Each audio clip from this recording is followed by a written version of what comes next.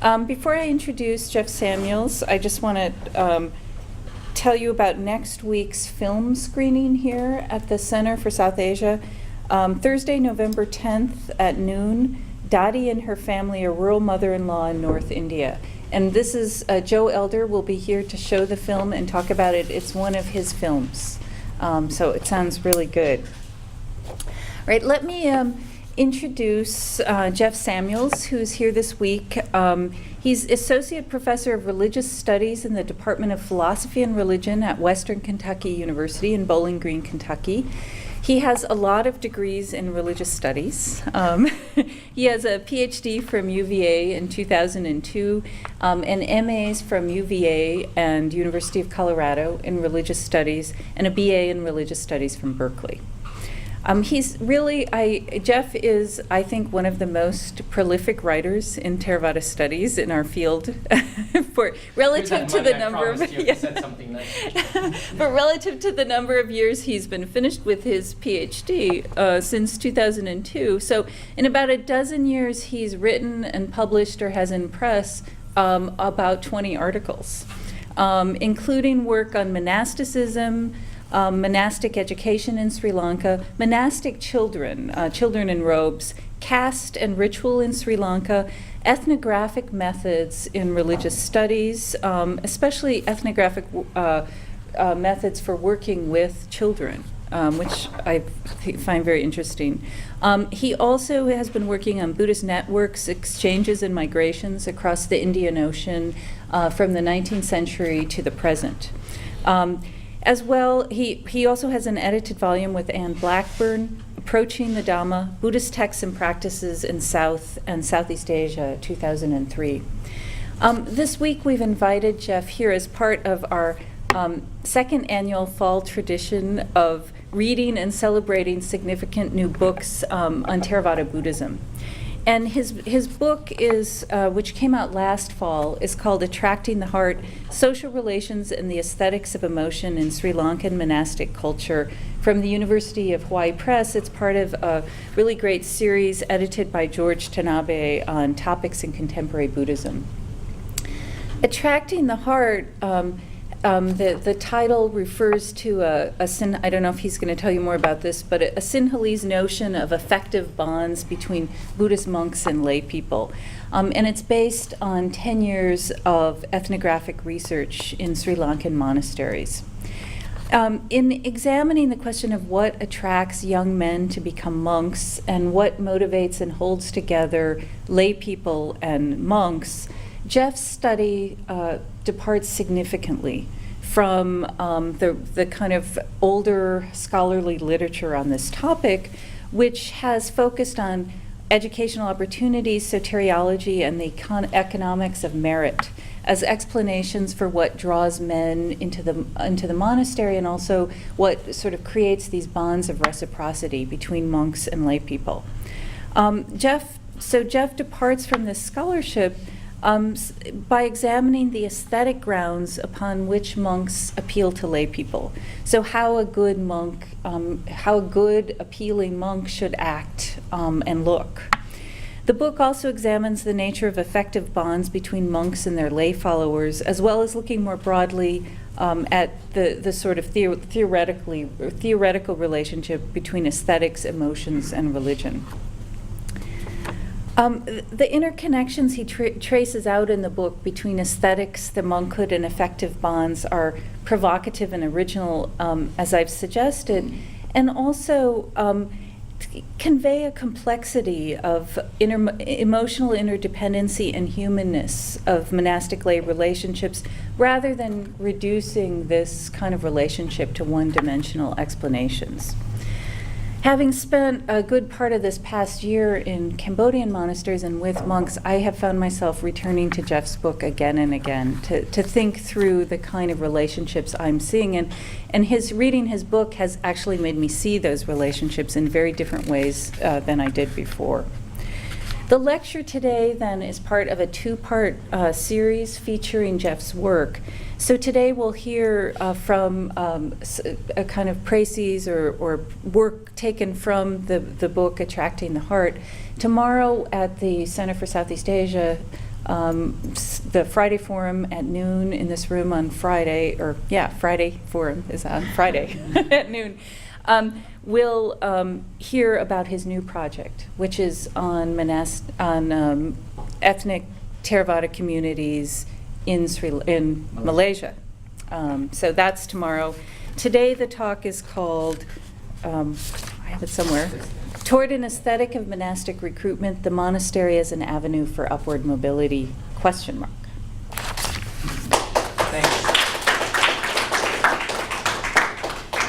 Thank you for such a nice introduction. And what I wanted to do is obviously talk about monastic recruitment today. And what I thought I would do, as I mentioned in my book, which by the way makes a great stocking stuffer, is I mentioned this film called Surya Arana. The English title is Firefighters, which while I was in Sri Lanka in 2004 kind of hit the screen and was wildly popular. I would think it was the most popular film of that year. It was directed by very famous Sri Lankan directors, Somaratha and Dissanayaka. And the film basically tells the tale of a hunter and his son, which are the two figures on the left, obviously, as they lay sole claim to the bordering jungle's bounty by frightening local residents with stories of the forest's many wandering ghosts. Problems for the hunter and his son crop up, however, when an old monk and his young novice disciple, on the right, take up their residence in one of the jungle's small caves. Besides threatening the hunter's career by being moral exemplars, the two monastics encroach upon the hunter's exclusive claim to the jungle when they begin attracting the villagers to their jungle retreat. In order to assert his own claim on the jungle and its bounty, the threatened hunter tries his hands at several underhanded tricks in the hopes of ridding the areas of the two monastic pests. Not only does the hunter fail, but he's also forced into a close personal relationship with his nemesis after losing a limb to one of his many animal traps. Perhaps the most poignant subplot within the film is the burgeoning friendship between the hunter's son and the novice monk or samanera, a friendship that was encouraged by the young samanera's teacher. Although the hunter's son colludes at first with his father's schemes and continues helping his father kill the forest animals and sell the meat, the boy soon reconsiders. As the two children spend more time in each other's company, including playing and bathing together at a nearby stream, the hunter's son comes to love the very animals that he and his father had previously sought out for their livelihood. And I want to show this subplot through this little clip.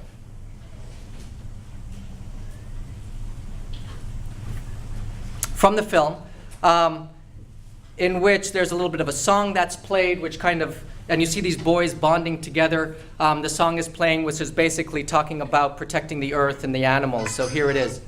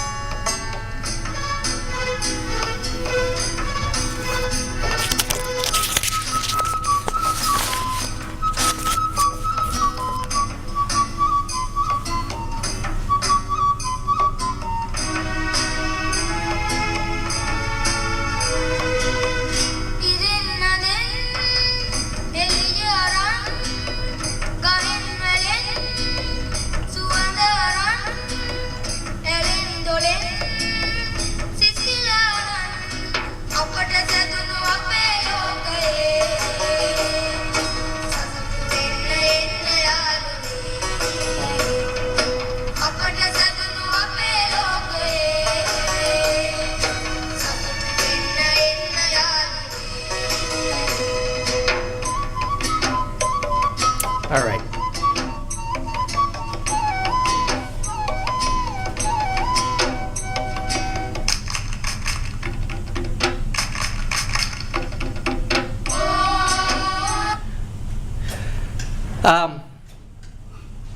The film concludes when the boy,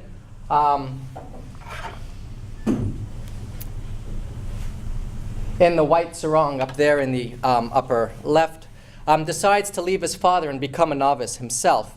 After the boy receives his father's permission, he joins the Buddhist Sangha. And there you see his father his leg is missing from an accident with one of his animal traps. I begin my talk today with a brief outline of Surya Arana, not because I feel a desire to keep you abreast on Sri Lankan cinema, but rather because I think the film captures really the heart of what I want to discuss today, which is the emotional ties and social bonds that permeate monastic lay relationships in contemporary Theravada Buddhism in Sri Lanka.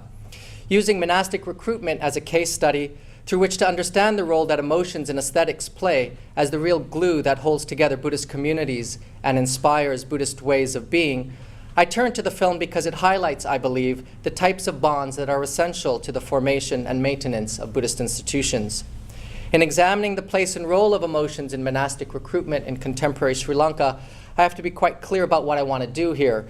In looking at that and looking how Buddhists perceive and express emotions with regard to monastic recruitment, my purpose, I don't mean to state the obvious that Buddhists have emotions, but rather to suggest that in order to understand more fully how people relate to and affect one another, we have to consider these social bonds within the context of Buddhist institutions and institution forming, as well as monastic recruitment. Surya Arana, the film, is a work of fiction. However, the manner in which the film depicts why some boys become monastics is similar to the experiences of a number, if not many, Buddhist novices I spoke to over a 10-year period. Drawing heavily on the voices of one monastic leader, several ordinands and novices, as well as their parents, I'll explore the place of affective aesthetic bonds in recruitment and by extension in Buddhist monastic culture.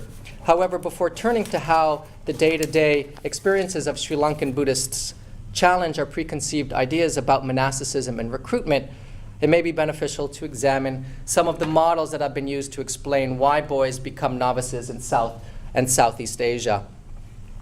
In a study first published in 1966, David Wyatt has posited that the Thai monkhood has provided men with an avenue for social mobility not previously found in Thai history, particularly between two major groups comprising old Thai society, farmers and government officials. Using the records of monastics who passed religious exams between 1870 and 1900, Wyatt has shown that the religious education they pursued have provided some farmers with the possibility of becoming government officials. Wyatt's groundbreaking thesis has continued to shape our understanding of monastic culture throughout the Theravada world, particularly how we understand and interpret why boys and young men choose to enter the Sangha or monastic community. In Thailand, for instance, Craig Reynolds, Stanley Tambaya, and Jane Bunak have turned to Wyatt's thesis to make sense of monastic recruitment in contemporary society. However, besides merely restating Wyatt's thesis, basically that the Sangha provides young men and boys with an avenue for upward mobility, a thesis I must say that I don't disagree with or I don't reject at all, these scholars have gone one step further by suggesting that the desire for upward mobility is itself what drives most people toward the Sangha. And this is a point that I want to kind of complicate a little bit. After assessing the life histories she collected in the field, for instance, Jane Bunak concludes, like Wyatt, that ordination enables boys and young men to, quote, gain access to educational facilities otherwise unavailable to them. She also goes on, and here's where she expands on Wyatt's thesis and muddies the water a bit, that, quote, from the observer's point of view, some men appear to manipulate the system quite consciously in that they enter the Sangha with the intention of obtaining as good an education as possible. Skipping Burma and the works of Melfred Spiro, I turn to Sri Lanka and the writings of Gananath Obisekri. And in a manner similar to Bunak, Obisekri, in two publications in 1981 and then again in 2001, views monastic recruitment through, in contemporary Sri Lanka through the same utilitarian lens. Although it may be suggested that the stigmatization of disrobed monks in a country that tends to view ordination as a lifelong vocation, and this is where Sri Lanka is different from Southeast Asia in many ways, or in one significant way, in a country that tends to view monastic education as a lifelong choice, has meant that boys and young men are less likely to use the Sangha as a means of educational, social, and economical advancement. Obisekri nonetheless has argued that the desire for advancement remains a powerful force driving men and young boys to the Sangha. He writes, for instance, that, quote, when certain statuses or positions carry clear-cut advantages, either economic or social, that is high prestige, these advantages may be sufficient in themselves as motives for status choice. Nowadays, for example, many boys join as novices to get free education and economic security to put them through school and college, unquote. Obisekri has a point. And in fact, there is a lot of evidence to support the fact that despite the growth of public education in Sri Lanka since the 1930s, monasteries still provide boys, particularly those living outside of the so-called educational anchor, which runs from Colombo down to Matara and over to Kandy, with a level of education that would not normally be found available to them. I might add that this is especially the case since 1959, when Pirivena Act 11828, an act that introduced secular studies to the monastic college curriculum, was passed. At the same time, however, despite the relevance of Obisekri's claims to contemporary Sri Lanka, conversations I've had with monastic leaders, ordinands, novices, and parents of monastics suggest that this upward mobility thesis, when used almost exclusively, as it often is, to account for monastic recruitment, causes scholars and students of Buddhism, including myself, to overlook the many ways in which monastics and laypeople relate to and affect each other in the recruitment process. Even though one might find instances, although not many, of boys who join as novices to get a free education and the economic security to put them through school or college, reducing monastic recruitment largely to an individual's or a family's economic wants masks how aesthetics, social bonds, and emotions affect monastic culture in general and the recruitment process in particular. To explain my point, I'm now going to turn to the techniques that one head monk that I spent significant amount of time with in Sri Lanka uses in drawing a number of newcomers to the Buddhist monastic order or Sangha, which I recently explored in my book, as Anne has pointed out. So let me turn to him. His name is, or his pseudonym is Venerable Sumedha. I first met Venerable Sumedha in 1999. He was 34 years old at the time. Many of my first interviews with Sumedha focused on monastic training and the Sangha's role in contemporary society. Although I only interviewed Sumedha on occasion between 1998 and 2000, I began spending more time at his temple during my subsequent trips there in 2003, 4, 5, and 6. As I began to learn more about Sumedha and his relationship with his teacher, Venerable Narada, I came to realize that Sumedha has, over the years, played a key role in the dramatic rise of the number of novices at his teacher's temple, as well as his own temple. By the way, his teacher's temple, I just spoke to him on the phone last week. I think he now has 75 monks living in his temple, and Venerable Sumedha has about 35. So it's a significant monastic institution. Sumedha entered the monastic order or Sangha at the age of 18, quite late. Although it is very common for students to stay by their teacher's side until they take higher ordination, Sumedha challenged that system of monastic training. Hardly believing that monks who remain in or close by their native villages are less likely to succeed, Sumedha decided to leave his teacher's side and move to Anuradhapura in the north-central province of Sri Lanka. After a short stay at a large monastic college there, Sumedha was given a small temple to administer. The temple was located in a large agricultural colony that was established in the 1950s as part of Prime Minister D.S. Senanayaka's post-war agrarian revolution. For the next 3 years, from 1998 to 1992, Sumedha remained permanently at the temple, running its daily affairs single-handedly at first. It was during the time of his incumbency there that Sumedha began drawing many lay families toward him and his temple, and through that, inducting their young sons into the Sangha. Like his teacher Narada, Sumedha believes that the Sangha should play an important social role in contemporary society. As monks and temples are generally supported by the larger community, the Sangha is in a particularly unique position to provide disadvantaged children with opportunities, including educational opportunities, that might not be otherwise available to them.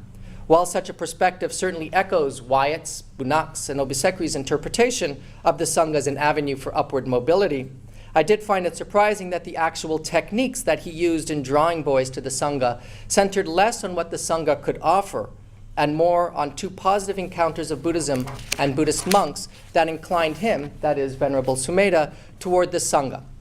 that is, embodying a particular monastic aesthetic and developing close bonds with the village's youth. As a young boy, Sumedha was drawn to the Sangha after feeling a sense of awe toward a monk he saw waiting for a bus. Cautiously likening the monk to the Buddha himself, Sumedha explained, and I'm quoting, "There was a monk waiting by the Bodhi tree at the 1 mile post." There's these little, markers on the road, mileposts. "He was waiting to catch a bus. He had a palmyra leaf umbrella, much like the monk you see on the right. That monk must have been about 35 years old at the time. Siddhartha became the Buddha when he was 35, right? We can't compare him to the Buddha. We can't do that, right? However, that monk was very beautiful. I felt thrilled seeing him holding his palmyra umbrella like Lord Buddha. I was very small at the time. Seeing him, I felt a longing toward monks." With his own childhood experience clear in his mind, Sumedha came to understand the power that his own appearance and demeanor have in drawing others toward him. Many of my conversations with Sumedha touched upon the importance of appearance, moreover, and also focused on the uniqueness of his own monastic fraternity, the Ramanya Nikaya. And there are 3 monastic fraternities in Sri Lanka, the Ramanya being the smallest of the 3. Well aware of the positive impressions that his fraternity has had historically, Sumedha has sought to capitalize on the somewhat pervasive view that monks from the Ramanya Nikaya tend to be less worldly and more monk-like. Distinguishing the dress of his own fraternity from the larger and more criticized Siam Nikaya, Sumedha explained the manner in which he conducted himself around and in the temple while he was staying up there. And I'm quoting, "There is a tendency that one becomes pleased seeing us, Ramanya monks, more than seeing other monks. I never use an umbrella or regular umbrella. I use a palmyra leaf umbrella. I've never grown my hair even to the shortest of lengths. By seeing us, people would think, these are the monks who have good qualities. They would also have thought, this is a real monk. Our son should also be like this." The area around Hudalaveva is surrounded by Siam Nikaya temples. Those monks wear their robe covering one shoulder. We wear our robes covering both shoulders. These are differences that pertain to restraint. It's not about morality or sila. It has nothing to do with whether sila is there or not. The people are simply pleased seeing our external appearance. People gathered around me because I had that external appearance, unquote. One important point to make with regard to Sumedha's attempt at distinguishing his appearance and demeanor from that of the surrounding monastics is the effects that it had on drawing people toward him.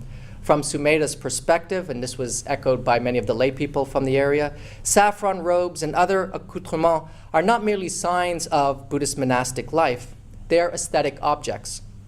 Robes that cover both shoulders and a cleanly shaven head and face symbolize the good qualities of monastics, and as such have the potential to draw people toward the temple and in turn toward a life in robes.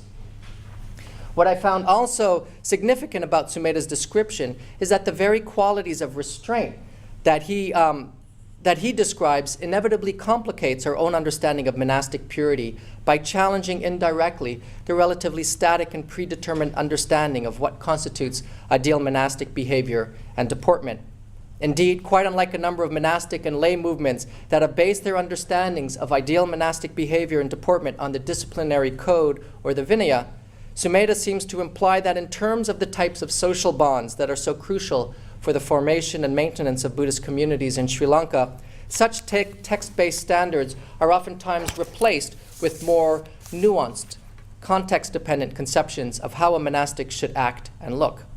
In Sumedha's case, those conceptions were affected and shaped by the wider social context in Hudalaveva, namely the predominance of the Siam Nikaya temples and people's negative attitudes toward monks from that fraternity up there in Anuradhapura. Echoing Stephen Collins, who in defining the Pali Imaginaire has argued that Buddhism is much more of a, quote, cultural ideological project of ongoing collectivities, unquote, Sumedha seems to give primacy to people's collective aesthetic sensibilities that are, more often than not, determined by time, geographical region, and social context. It is this aesthetic standard here represented in Sumedha's dress, speech, and bodily movements as distinguished from the dress, speech, and bodily movements of other local monastics, such as those from the Siam Nikaya, that become an efficacious tool for attracting the hearts of parents, donors, and young children. Presenting himself in an appealing manner to the laity and their children was only one part of the story. Sumedha still needed a way to connect on a fundamental level with his patrons and more so with their sons. Believing that his own close relationship with children are essential to the monastic recruitment process, Sumedha set out to establish temple institutions that would appeal to the area's children and, as a result, draw them toward him. After moving to Anuradhapura and taking over the temple, Sumedha decided to set up a Buddhist Sunday school, or Dhampasala. Now, establishing a Sunday school is not unusual. Most temples have Buddhist Sunday schools associated with them. However, the type of school that Sumedha established was quite atypical. Explaining the school with me, he said, quote, "Normally Dharma schools are only on Sundays. The one there in Hudalaveva was daily. In that school, I often made up songs for the students to sing. And by the way, he then got these students to compete in national kind of Dharma school competitions, which was great, and get involved with other Dharma schools. It may have been the case that children came to the Dharma school because they simply longed to sing those songs. Through that school, they became close to me. They often came to the temple," unquote. Buddhist Dharma schools, originally affiliated with the Buddhist Theosophical Society created by Colonel Olcott during his first visit to Sri Lanka, were established to compete with Christian Sunday schools by communicating and instilling in children Buddhist doctrine and mores. For Sumedha, however, his Dharma school served an additional purpose: to offer village children freedom, the chance to sing and recite poetry, and the opportunity to play in a safe environment. Although Sumedha used the school as a venue for teaching the children about various aspects of Buddhism, he viewed the school more as a solution to the area's lack of after-school programs. By offering the children an alternative to staying at home unsupervised — most of the children came from farming families and their parents were out in the fields for a large part of the day — the temple, through the Dharma school, became a venue through which Sumedha could create lasting bonds with the area's residents and their children by treating the children as their own biological mothers and fathers would. By showing the school's participants an almost parent-like compassion, by giving them after-school snacks and meals saved from his own alms round, by drawing them to the monastic life through performing Buddhist rituals in a captivating manner, and by repeatedly asking them to ordain, Sumedha began to incline them toward the Sangha. Sumedha's reimagined Buddhist Dharma school worked. Conversations with a number of novices associated with his school suggest that Sumedha had correctly surmised the role that his Dharma school and its ability to create meaningful, effective bonds between himself and the school's participants would come to play in the recruitment process. Indeed, one novice who ordained in 1992, near the end of Sumedha's tenure at the temple, was Silananda. Born in 1984, Silananda was 9 years old when he decided, after visiting Sumedha's temple on an almost daily basis, to become a monastic. During one of my interviews with him in 1999, Silananda divulged what drew him as a young boy to the Sangha, and I'm quoting, "Whenever I used to go to the Dharma school, the head monk there used to tell me, 'Come and become a monastic or a monk.' Patting me on the head, he frequently asked me to become a monastic. The head monk had a lot of affection for me. He told me to become a monastic. He was affectionate to me like a mother. He was very beautiful. The way he wore his robes was very beautiful. When I went to the temple, he spoke affectionate to me, saying, 'Oh, son, you should become a monk, Anne pute mahanavendiko.' When monks talk like this, one becomes close. That monk was very close to many children. Along with being connected to the children, he was also close to our families. That is why there was a connection. That is why I became one with them," unquote. The use of temple institutions was even more apparent at the second temple.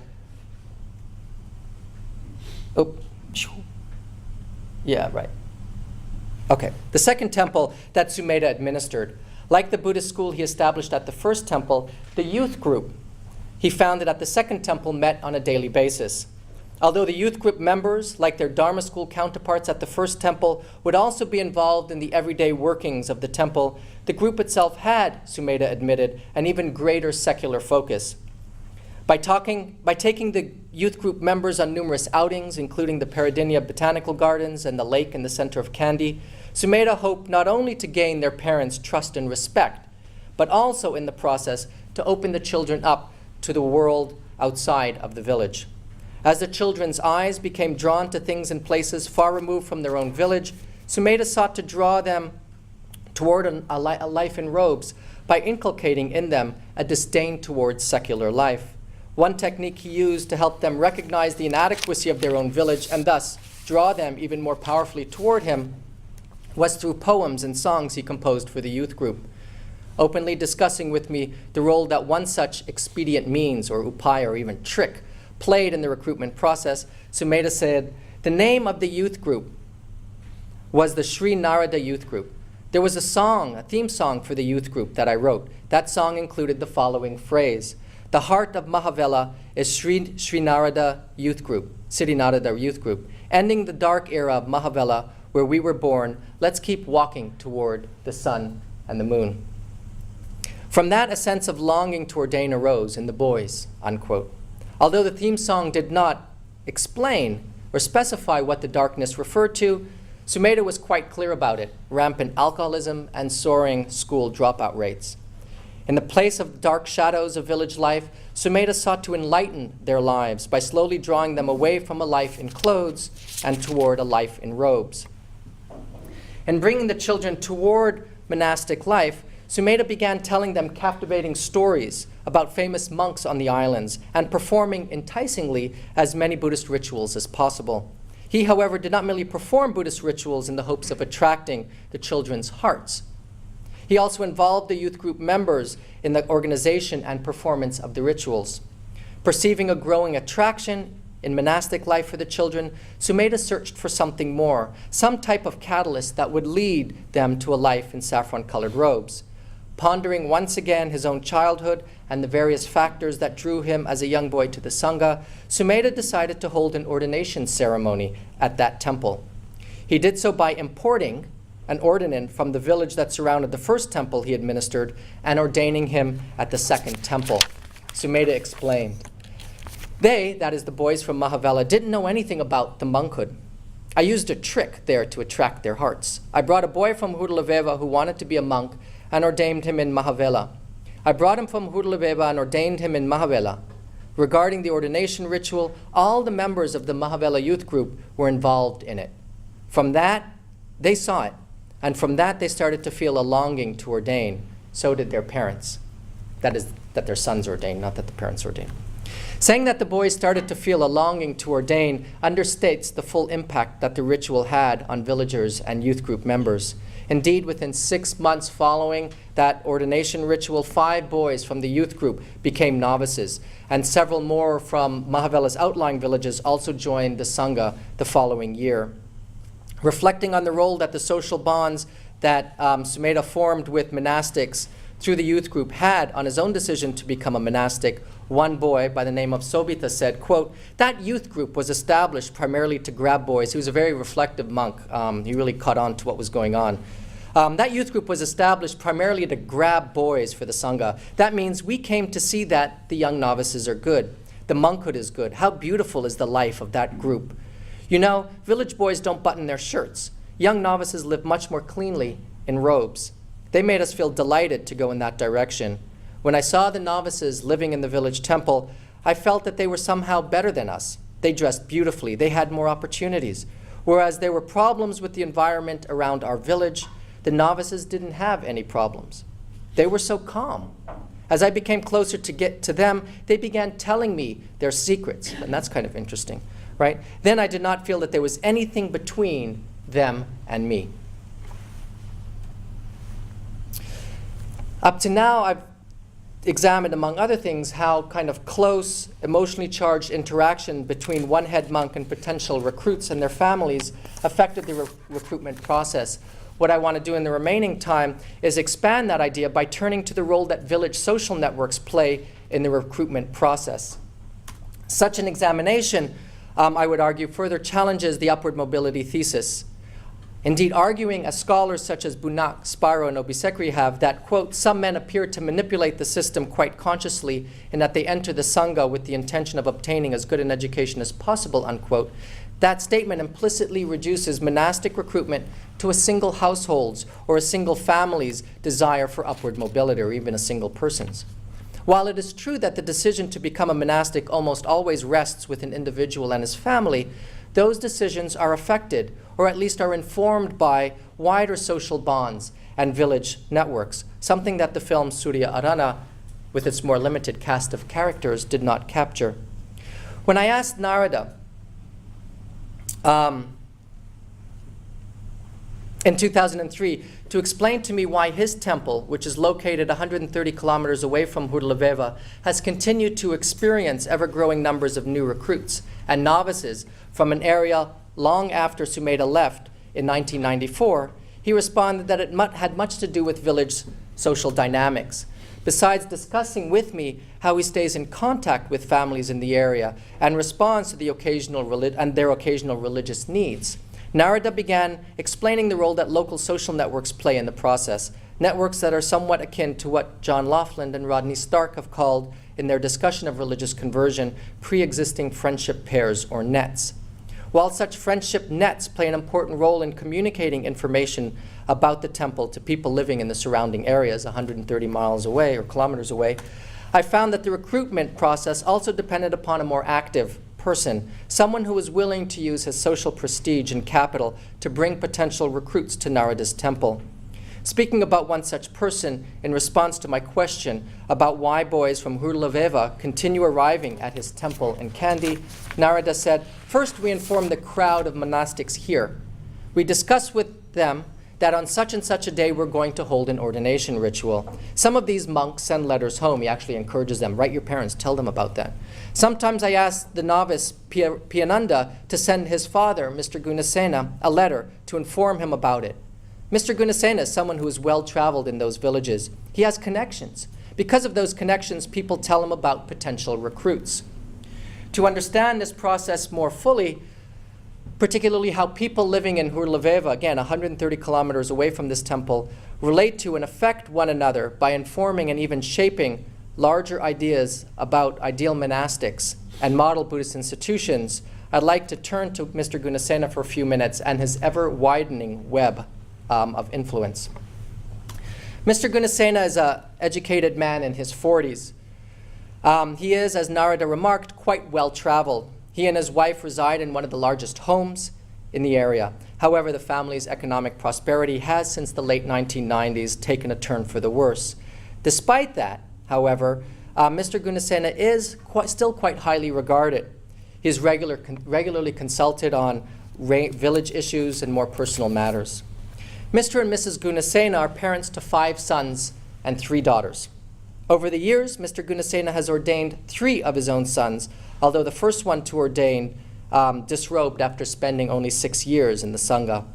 Along with encouraging his own sons to ordain, Mr. Gunasena has had a personal hand in bringing 18 other boys from Hurlaveva and its surrounding villages to Narada's temple. His choice of Narada's temple was due to the close bonds that he and his family had forged with Sumedha while he administered the Hurlaveva temple from 1989 to 1994. And Mr. Gunasena's property land shares a line with the temple, so they live right next door.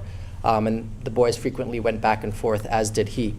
As well as with Sumedha's teacher, Narada, after Mr. Gunasena's first son became a novice at Narada's temple. Conversations with Mr. Gunasena over the past 9 years revealed that he was and continues to be very impressed with Sumedha and his teacher, Narada, particularly their demeanor, appearance, and humility. For many who have sent their children to Narada's temple through Mr. Gunasena, it was their interpersonal bonds with him, a villager that they heard about, they know, and they trust, that played an essential role in the recruitment process. Most parents found Mr. Gunasena's descriptions of the temple as a pleasing environment where monastics live well and are loved, as well as his description of Narada, that he's aesthetically pleasing, restrained, and he has almost Buddha-like qualities, to be very compelling. Conversations with a number of parents also suggest that Mr. Gunasena's vivid portrayals of how different Sumedha and Narada are from monastics living in and around Hurlaveva have played a role in shaping their own ideas about ideal Buddhist monastics and attractive Buddhist institutions. Let me explain further. One young novice who attributed his own presence at Narada's temple to Mr. Gunasena is Sujata. I first met Sujata in 2003. He was 14 at the time. As a young boy growing up in Hurleveva, Sujata was first drawn toward a life in robes after paying several visits to a temple in Kurunegala, his father's native town. During one of the first interviews I conducted with him, Sujata discussed with me the impact that those visits had on him, particularly the monastics' pleasing demeanor and appearance and their friendly and close interactions. Despite feeling a particular attraction to a life in robes, Sujata's wish to ordain went unmet, as Sujata's parents refused to grant their son the needed permission to ordain.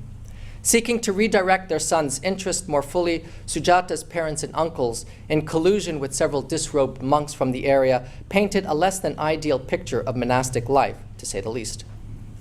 Several years after Sujata gave up his desire to become a monastic, Mr. Gunasena came to learn about the boy's initial inclinations from Sujata's neighbors. Mr. Gunasena then decided to take matters into his own hand by speaking to the boy about Narada and Polgoda Vihara. Mr. Gunasena's brief description of the pleasing environment of the temple and Narada's Buddha-like qualities was enough to rekindle in the boy his earlier desires. Mr. Gunasena also knew that he needed to change Sujata's parents' hearts.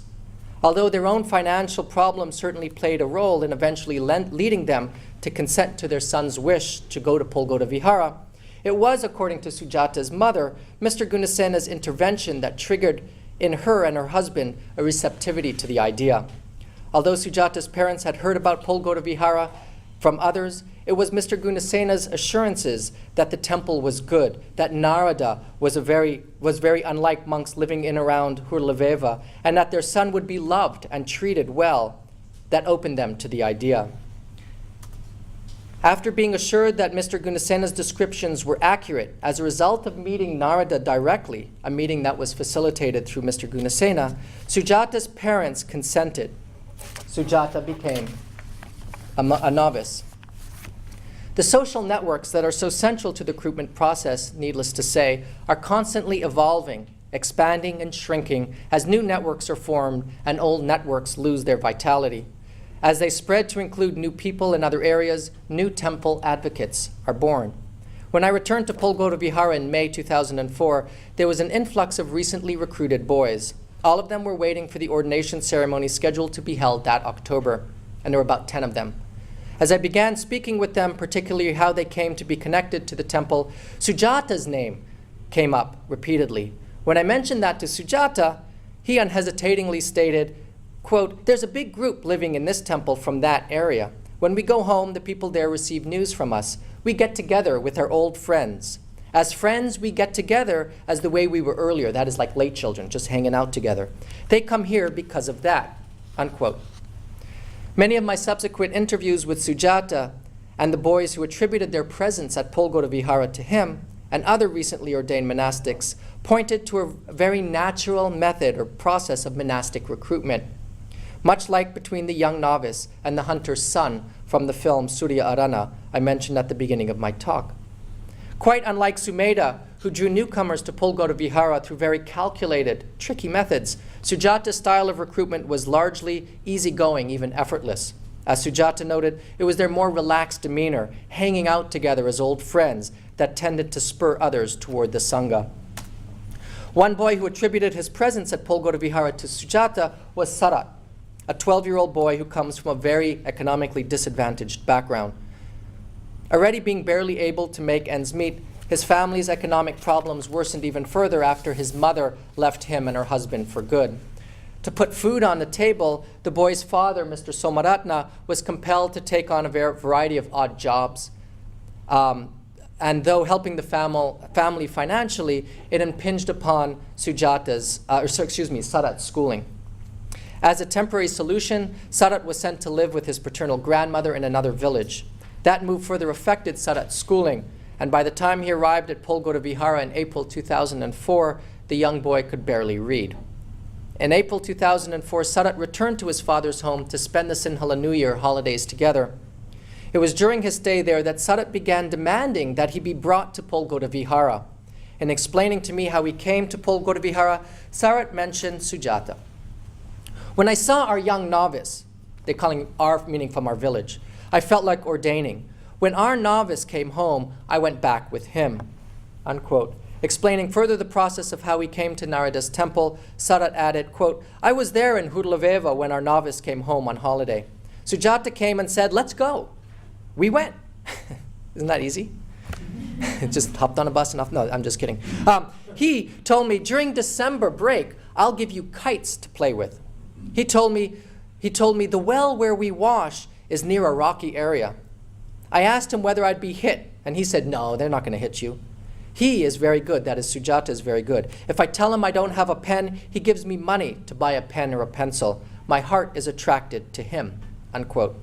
Like Mr. Gunasena, Sujata briefly described to Sarat what Polgara Vihara would be like. However, unlike Mr. Gunasena's descriptions of Narada's qualities and principle, Sujata's account focused on aspects of monastic life that would attract the heart of a young child, playing with kites, the physical setting of the temple's well, and so on. Marbles, cricket, they had it all. Perhaps most relevant, however, were the effects that the already established affective bonds between Sujata and Sarat had on the recruitment process, the caring, supportive, and emotionally satisfying interpersonal bonds that existed between Sarat and Sujata. Playing together and bathing together, and I can see the image of that boy and the novice and the hunter there, bathing together at the nearby reservoir, stirred up pleasing memories for Sarat, which, when contrasted with the unpleasant experiences of attending school at his grandmother's village, was enough to draw him toward Polgara Vihara. Although Sarat was keen to join his old friend at Polgara Vihara, Sarat's father, Mr. Somaratna, was, like many other parents, very reluctant to send him to Narada's Kandyan temple. Sujata was well aware of Mr. Somaratna's hesitation, and during one of his baths at the reservoir with Sarat at Hudlaveva, Sujata suggested that they go to Mr. Somaratna together. They did. Sujata approached Mr. Somaratna and first informed him of his own progress since becoming a novice at Polgara Vihara. Sujata then suggested to Mr. Somaratna that he and Sarat return with him to Polgara Vihara in order to see for themselves what life at Polgara Vihara would be like. Mr. Somaratna took Sujata up on his offer, traveling to Polgara Vihara with his son and Sujata on April 23, 2004. One night was all he needed to make up his mind. He returned home, that's the father, alone. When I asked Mr. Somaratna why he decided to leave his son at Polgara Vihara, he explained, "When I saw this temple and met the head monk, I felt that both the temple and the head monk are good. From that point, I began to fix in my heart that this temple would be good for him to do his studies. The head monk has good qualities. There are enough young novices here for him. At home, there are a lot of difficulties. Here, all things are given to them for their studies. I thought that by going to the temple, he would have a good future. That is what I thought. Sujata told me about all that. Since Sujata is here at Polgara Vihara, I have nothing to fear. Sujata's family also comes."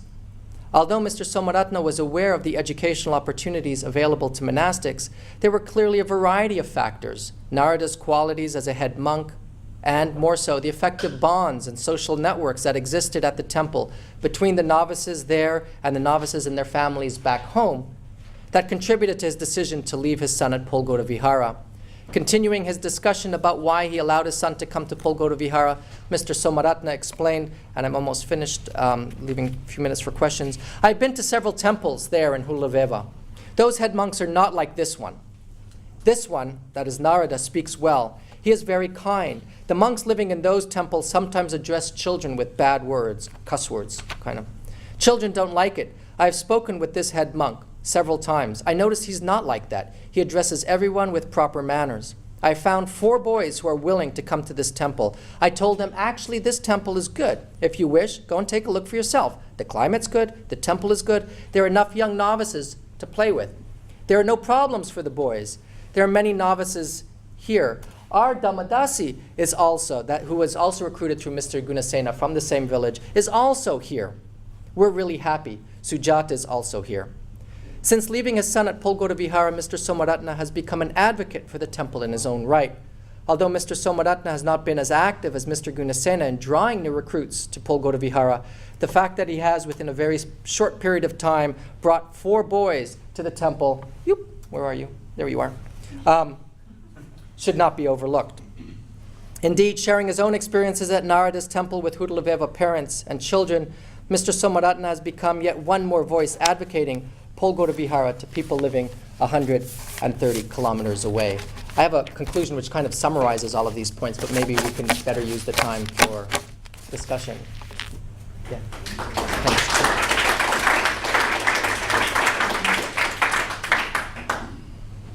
Yeah. So I'm very impressed by the talk and the ethnographic stories. Oh, thank you. Very impressive. I'm very interested in the part you talked about. These monks use effective techniques to attract the heart of a young child. Such techniques include dress, songs, clubs, stories, and rituals. So I'm very interested in whether internet has been utilized to facilitate as techniques to attract the heart of the young child as well, because it reminds me a lot about my observation of Tibetan Buddhism. Great. Especially the teens, boys. They are very attracted to social software such as Twitter, Facebook, Right. like similar things. Right. And such software serves a big part in the Tibetan Buddhism activism. So I'm wondering whether such social software Yeah. That's great. plays a part in monastic recruitment as well. Yeah. I'm going to give a talk tomorrow, and there I'm going to talk about the internet, because in Malaysia, I think the internet plays a really, and social activism is one. There's a Malaysian website called the Buddhist Channel. I don't know if you know of it. And that it's a really important website. In Sri Lanka, I would think it's less than that. Not that I would think it is less than that. And again, where we're going are more rural communities which do not have internet, it's really, really kind of economically poor areas.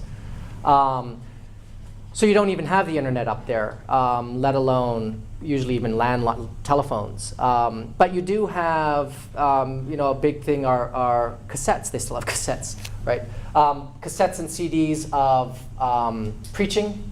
There's this poetic form of preaching which is very beautiful, which is kind of indigenous to Sri Lanka, called kavibana. So it's kind of poetry that's sung, which uses mostly Sinhala as opposed to Pali. And just if it's done, it's very, very beautiful. So they would play this stuff, play these things, and I think the social network where that doesn't work, it's I think these clubs, which then he involves the students in the clubs with other clubs and things like that. So kind of competition, Bodhi Puja competitions and things like that. So not within the context here, although most of my study is up in the north central province, and there you don't really have a pervasive internet. I can imagine in Colombo it might be very different. Yeah. Yes, please. Thank you very much. That was great. I have two questions. What happens to girls? Would be question number one. Yeah. And the only woman you mentioned was this mother who absconded. So maybe we can have a little bit more information on the women in this. And the second question is, what are the dropout rates for the people that do think of education as a all right. So actually 3 questions, right? It's 2 questions. Well, yes. yeah, okay, women. Okay. So what happens with? Let me take the mother first. Okay. So usually, in the typical family would be, and this is I found very interesting, is at the beginning a boy would come and say, want to become a monk, and it's I would say about 90% of the time it started with the boy. He would come home and the parents would say, no way, no way, and then the boy is kind of in a South Asia temper tantrum kind of way, would stop eating or stop going to school and start screaming and stuff like that, and then finally they'd go, okay. The mothers usually stand opposed to that, and even though monastic ordination is considered a lifelong vocation, mothers are much more open toward their sons coming home. So the first son of Mr. Gunasena, he disrobes after 6 years, excuse me. Mr. Gunasena says, you can't come and live here anymore. You have to go and live with our relatives in Colombo. Because he has this prestige in the village, and he didn't want that tarnished by his son becoming a monk. Whereas the mother was, no, come back in, and the mother was kind of protecting the son and things like that. So the mothers are there, and they figure prominently, but also they're the ones oftentimes crying in tears during the ordination ritual and wanting their sons back home. But can girls, do they have the nun option? Yeah, there are the nun option. Oftentimes, what happens to be, and these are for kind of poor families, it's the garment industry, free trade zone option, which So the boys Katrin, become monks and the girls become garment workers. Yeah, I mean that's, so they will go off and work in these free trade zones. So Mr. Gun is saying that 2 of his daughters are in free trade zones, one by the airport and one in the south on the west coast. The nuns, I mean, there is an order. I mean, they could become, Dasyal Matavas or even fully ordained nuns. And, I'm sure that happens. That wasn't part of it. But within these families, oftentimes I saw, or the Middle East, actually. The daughters, if they're old enough, over 18 or over 20, they would be sent to the Middle East to work as domestic help, which has its own problems. And then the second, so that's the dropout rate. The dropout rate. Again, this is a country where it says monastic ordination is a lifelong vocation. There's no statistics because monks don't have to register in Sri Lanka. But talking to people, it would seem that the dropout rate is around 90%. However, and this is kind of what kind of sets this whole thing off from other temples,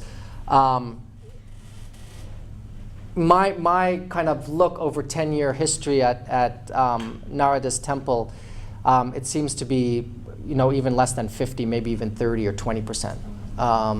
So it's quite interesting. And there was a wonderful article written in one of the Sinhalese journals which talked about the kind of affective bonds. And people are, you're a young boy, you leave your parents, and then you're stuck in a room when you used to be sleeping with your parents, and the kids sleep with their parents for a long time.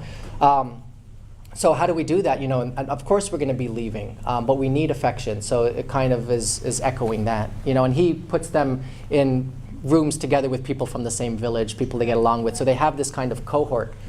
There is disrobing, but it's much, much less. Yeah. Thank you very much. Sure. So in a funny kind of way, this whole setup reminds me of my teenage life, growing up in West Texas, but not having actually been born there, and then moving there. And there's this whole world of the coolness of the Christian church, and sort of the kind of networks that you're talking about in this affective world of Sunday schools and teen groups, and, kind of safe alternative world that exists right in the same space as the nasty world. Right. And I was trying to think about if I'm thinking of myself being described in the terms that you're describing, I wanted to, 2 questions came to mind. One kind of internal and one, I guess, a little more external. Internally, I have a feeling that these sort of affective aesthetic, that rather sharp distinction you drew between aesthetics and morality, was always kind of blurred in my own experience in terms of the aesthetic draw, the appeal, right. Always serving another purpose, a means to an end, right. in terms of getting people into the sangha, so that real salvation was somehow always the final goal down the road, even though there were certain it was good enough to at least get somebody out of the bad, stop right. listening right. to Rush and start listening to Stryper. Right. Right. And that was good enough by itself, right? That had an end feeling to it. Uh-huh.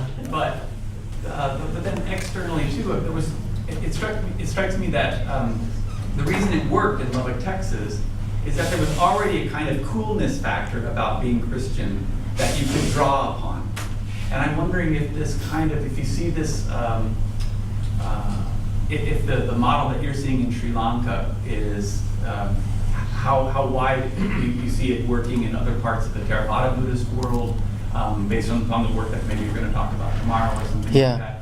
In terms of, is there kind of a critical mass of it's okay to be a monk, it's okay, the Sangha is cool, kind of, in a way that requires a different set of cultural developments or something. Yeah, I mean, if I can talk about Malaysia for a second, going back to the kind of coolness and things like that, I think there's or at least there's a felt crisis that's happening in Malaysia with, and this is, I'm working a lot with Chinese families there, associated with Theravada Buddhist institutions, feeling that, no, we're losing this. We came and we became Buddhists and things like that, but our sons and daughters are not.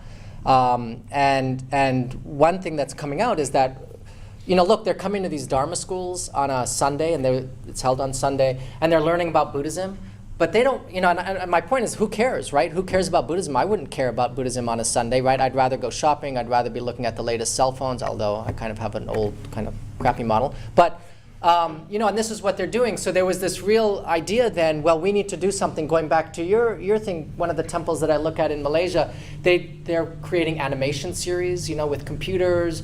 You want to have, and the Tibetan tradition in Malaysia is just incredible because it's, I mean, it is really sexy. I mean, the stuff you go to, the temples you go to are just beautiful. And there's a lot of sexiness associated with them, you know, kind of model-like Rinpoches and things like that, a lot of beauty associated with them, which comes up with this, a sense of coolness, which I think the Theravada communities are lacking there. And there's this real felt need that we need to do something, maybe setting up, you know, billiard tables in the temple, you know, allowing them to play music, having wireless there, so it becomes a cool place to be. I don't know if that... Sure, but then that goes back to that other question then about the distinction between aesthetics and morality as opposed to a way in which aesthetics are supposed to reflect an inner morality. This sounds, that way of looking at things sounds quite South Asian to me when you talk about this kind of, you know, beautiful bodies are belong to people who are pure. And, you know, internally good as well. But people, you know, things that are ugly can't be good. I mean, there is that. I mean, and I sorry to say this. I've heard that. You know that, you know, it's the pale skin monk. These are the ones who really attract. That's not to say we won't take any person with really dark skin or someone who's not very attractive, but there's a recognition of that. And I mean, in terms of morality, I mean, it certainly muddies the water a bit. I wouldn't say it's directly opposed. I think it is more, as you were pointing out with your thoughts, that they share a line there. So it's not completely opposed. But I guess when I mentioned the thing about the monastic code, I mean, these are very hard and fast rules about what is acceptable and what is not. And I guess the point I'm trying to make there, outside of the point you're making, is that notions of aesthetics are changing much more rapidly than these hard and fast rules. So for instance, according to the Vinaya, monks could grow their hair, I think, 2 finger widths long, right? So mine is, I can double that, right? Even more than double that. But there's this aesthetic idea that no monk should be shaven-headed. So even though in the 1960s you had longer-haired monks, kind of almost hippie-like monks, that has changed over time with notions of aesthetic sensibility. And that aesthetic then becomes tied to, I mean, the outside appearance becomes tied to a kind of inward purity. But it is different that he said it's not about morality, it's about restraint, you know, and he made that distinction. Yeah, thanks. Do we need to end, Mike? Yeah, I think so. We need to end. Okay, all right, I'll save my questions. Thank you very much for joining us.